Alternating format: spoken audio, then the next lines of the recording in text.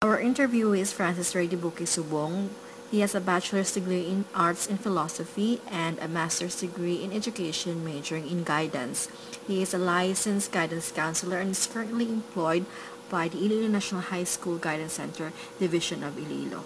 Well, sir, I would like to thank you for giving me this opportunity to have a very short interview with you despite the busy schedule that you have. It's okay. So, basically, the topic for this interview is, of course, counseling for basic guidance. So, let me just start. What made you decide to, choose a career in guidance counseling? Guidance and counseling, after I graduated from college, I thought for recently, just after my graduation, by the next 2 years, I was able to enter a school where I taught Christian living education. But then, you have to look forward for a career. So I decided to take up a master's degree. This is just a plan, but from among the master's degree programs here in Iloilo, I'm looking for master's in philosophy because my undergrad is philosophy. However, the nearest school wherein I could study master's in philosophy is Silliman. So that's very far. Very far.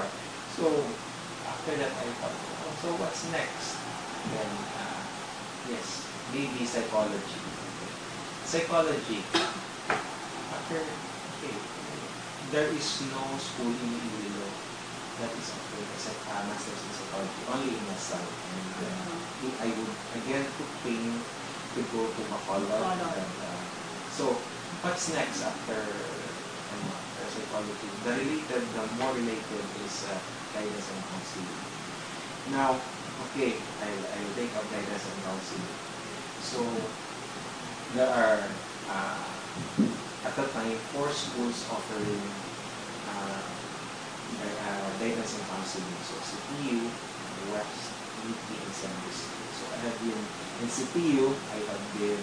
so, a variety of yes. schools. So, 1 year more, and I mean also, 2 years, 2 years more, I'll be a magna. Magna 9 years. Here is in UP, yeah. Okay, so, maybe I took a challenge. Okay, let's try UP for a change because I haven't been at school. And that's where my guidance and counseling career started. So, the choice of pursuing a master's degree more related to my undergraduate. So that's how it began. Guidance and counseling. So since now you're here at Iloilo National High School Guidance Counseling, and do you think there's a difference in, say, counseling for adults or therapy, Yes. and with counseling for students? Is there a difference? Usually when I say guidance and counseling, it is an integrated approach. It's the development of individuals. So it about covers the adults and the students. At any time, adults do also need counseling for students because of their career choices, for their career paths. Also, adults, because one aspect of guidance and counseling is career. And of course, adults also need to adjust. So, both adults and students need to adjust. So, we both need guidance and counseling. It's good to know. Maybe I need counseling as well. Okay. Thanks for that, sir. So, as a counselor now, what do you think really is the role of your career in this institution or in any institution? Usually, for your looking at your guide questions, I think I could from the question could already jump off to other questions here. Because, for example, what is really the role of a counselor in, for example, in a public school? Way back in 2004, there is this Republic Act 9258, the Guidance and Counseling of 2004. So it professionalizes the practice of guidance and counseling in the Philippines. So you could just give advice or whatsoever, give tests, standardized tests. You need a license to practice that now. Okay. Now, for years, guidance and counseling and guidance and counselor and its role in the educational system has been really big. And my experience would tell me also that kumbaga napabayaan, it was taken for granted, somehow devaluated or devalued, and of course unappreciated. Because supposedly the curriculum of education should be,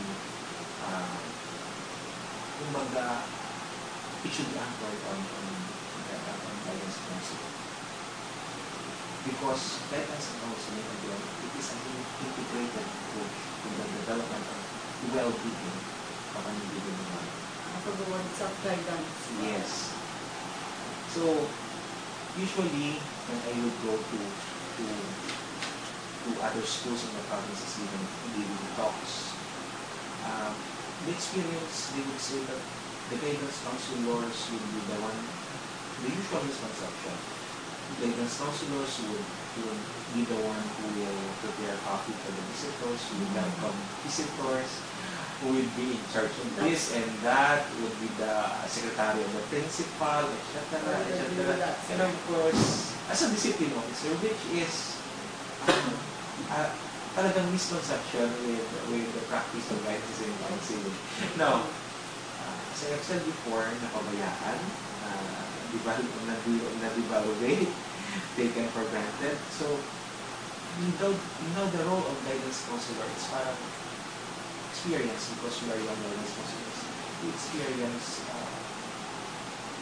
some kind of a clamor inside of us on the aspect of, for example, this is my career.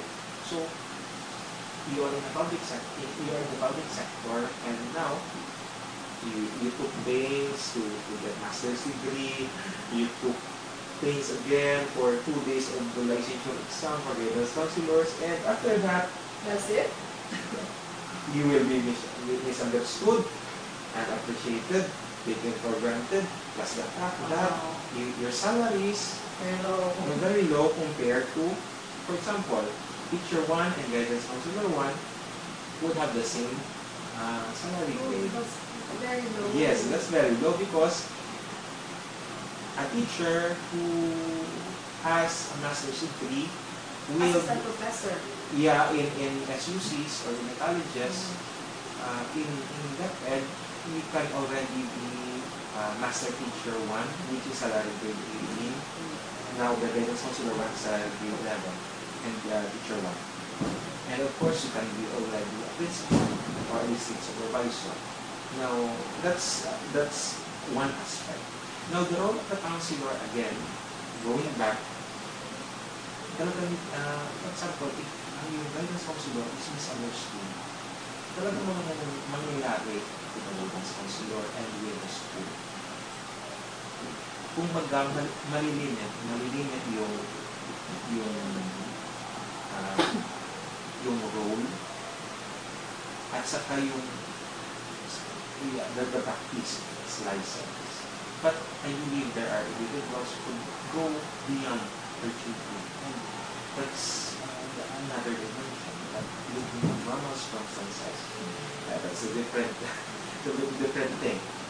So I would agree with you that, sir, because my previous work, I used to do marketing for a university. So when you do marketing for university, for colleges, you go to high schools, right? yes, And those that receives us and all those reviewers, those are the guidance counselors, which if you think about it, it's supposed to be their job. yes, because we are regulated by the law, the RA 20, And of course, we have also ethics, yes, the code of technical standards we have to follow. That's good to know. You are undervalued. Guidance counselor in Philippines are undervalued. Yes. So, going back to the schools, since what we usually do here is guide students, the conflicts, issues, these are the common things happening, right? How do you separate your own opinion, from the job itself? Because, human beings, you have your own opinion. How do you separate your own Okay. opinion? I will have to type it out. Okay. Now, the guidance counselor in school is like here. Its one is the guidance program. So, the guidance program, we have their programs and services. So, it's both proactive and reactive. In a sense that there are programs that it should be proactive, and there are programs that are also reactive, because we have to look for, or we have to react on certain situations. Now, going back to the opinion, my opinion now. Okay. Because of course, in counseling itself, we have techniques, we have strategies, and also we have theories to guide us. Yes. So, if, for example, if now, if a student here would come saying that she is pregnant, and then, of course, it has counseling has also what they call this a process. So we take an interview, establish a rapport, then so on and so forth. So, always a procedure. Yeah. Because guidance counseling is both an art and science.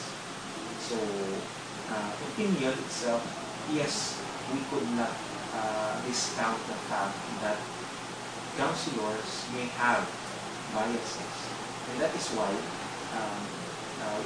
as a rule, we have to limit ourselves. For example, if we counsel a person, we should be aware and firm that as much as possible, our clients or our relationship with the client should not be a dual relationship. For example, yes. For example, my counseling is my wife. It's a no-no for counseling for guidance counselor. For example, my client is a business partner. It's no-no because there's a dual relationship. So there's always a balance between professional and personal. Yes, You have to stick with procedure to avoid the... Yes. So, in guidance, the usual role of guidance counselors in some schools, the peer counseling. Yes. How do you separate being the guidance inside the school and then outside? There are peer issues outside of the school, or is that the same professional and personal still the same? Usually let's go back to the question. What do you mean outside the school, the campus? No, outside of the office. Outside of the office. Okay. Usually, because it's part of the school, it's covered by the guidance program. So, one of the guidance, the guidance services, addresses the group guidance, and of course, which also includes peer facilitators as persons that these peers facilitates their classmates, and of course the hands, the eyes, and the ears of the guidance counselors. So if there are issues arising in the classroom, peer facilitators will somehow give information and evaluate that, then also validate that with other teachers and advisors. If there is a problem there, then we could give proper intervention. Okay, enough of the serious ones. For you, sir, what was the hardest issue that you have tackled regarding counseling? Hardest. Let me see. Okay, I don't know, but then anyway, don't know how. Because remember, we have, in guidance and counseling, we have the so-called privilege communication. Yes. Yes. It's just in general. Exactly. We This one. say, One sentence only. okay. Maybe, And some. Just some. right now, I have been thinking over it because there is this, some sort of an abuse. The student was hit by a teacher. And Okay. but aside from that, because we decide the fact, of course, or yes, because this is a complex issue. As a teacher student. But then the teacher is uncle. Okay. So it's like a circular thing, family and then teacher. So Yes, the it's family. complicated. Then there's a complicated thing that I have to of course, for myself as a professional, I have to look up, to stand, and to maybe later to make a necessary action. Because, of course, if I would go back in the book, of course, I would already report on this. But again, this is it's very, very complex issue. So we are very sensitive. Okay, enough about that. Thank you, sir. Thank you for sharing your glimpse. What about the easiest, the most common issues that we have in counseling? Usually, when you say again, let's go back. When you go back, when you say counseling, it's not a one shot. It's a series of client, professional, meetings. But usually the student would either go then I would ask them how comes usually tell me about the usual thing about family, their passions, their feelings, Common teen problems. common teen problems. Okay. That's the usual. The very common things. Okay, so, before we answer the interview, what tips can you give, for me, if I do practice guidance counseling, what do you think should I do to be, a good counselor? Okay, let me tell you a story. One time I proposed, right now I'm conducting a study. But before that, asking for opinions or this conversation with one of the research teachers, both research teachers. And they're, of course, they're twice my age. And we talk about guidance and counseling about guidance counselors. And the teacher, the female teacher said, during our time, advisors would be the first guidance counselors. Teachers are the first guidance counselors. Yes, not to do that. Because going back to the philosophy of education, basically teachers, classroom teachers are the first. Yes. They are basically the first guidance counselors. And the guidance counselor there would deal with problems that are technically cannot be handled already of the teachers. So, but first thing, any problem should be addressed by the teacher. Now, that's the first thing, because usually right now I would experience that teachers would usually a little problem late. You go to the guidance counselor. I'm sick. You go to the guidance counselor.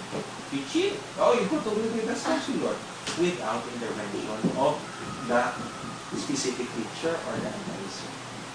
And sometimes others would not mind the visiting officer, which should be the first person who will handle the complaint or the situation. Because, of course, even in high school, we are following, of course, we have an instituted procedure how to handle cases. So, in our handbook, the first person who will handle the case is the discipline officer. Usually the guidance counselor is in the periphery. Either the client, the perpetrator, the accused, or the involved, the student is involved in the case would be catered for counseling and for other interventions. Always act as a mediator. Not necessarily facilitator, Facilitate. a friend, yeah, or an ear, or just in their presence. But basically, when it comes to discipline, usually the discipline officer. So I think that's a glimpse of my tips, and of course for other teachers, because young teachers would tend to forget what is the basic, and they would only go to the guidance, even the older ones would say, you go to the guidance counselors, you have this, you go to the They're guidance just counselors. making their job easier. Yes. They do not want to address the conflict. Usually it's the conflict. Yes. Okay, sir. I want to really thank you for giving me this time. Doon na. Doon na. Basta ka na ako na English pa doon. Nasa na magkuhan ako. Yes,